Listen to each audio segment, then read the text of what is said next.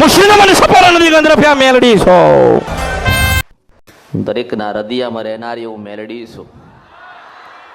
જેને ભક્તિ કરી હશે, ભજન કર્યું હશે, મને મેલડીને સાચા હૃદયથી યાદ કરી હશે, તો સાત દરિયા પાર બેઠા યાદ કરો છો ને તોય પાછી જઉં છું.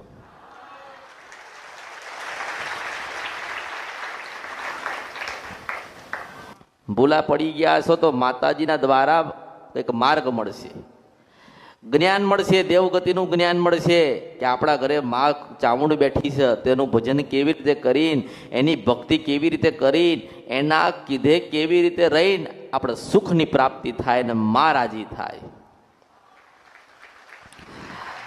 પણ તમે ફરો છો ને ફરતા રહેશો, જો એક જગ્યાએ તમારું મન નહીં લાગે, એક જગ્યાએ તમે તમારું ચિત્ત નહીં પૂરવો, તો તમારા ઘરે તમારી માએ તમને આશીર્વાદ આલવા આવશે.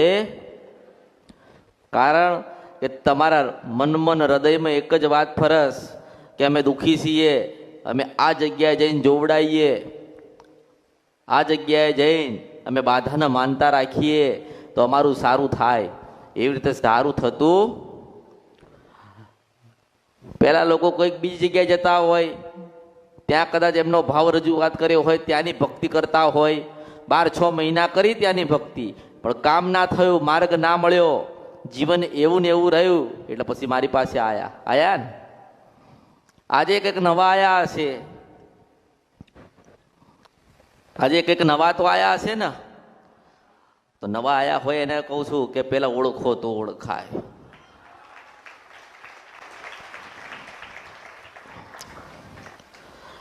ઓળખો તો ઓળખાય. માતાજી શું છે ને શું કહેવા માંગે છે ને માં કોને કહેવાય એ જોવી હોય તો અમૃતની મેલડીની ભક્તિ કરવી પડશે, યાદ કરવી પડશે, કીધે ચાલવું પડશે.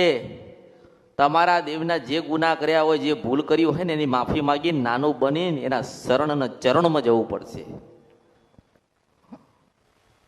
વિડિયો જોવા માટે અત્યારે જ ભક્તિ અમૃત યુટ્યુબ ચેનલને સબસ્ક્રાઇબ કરો.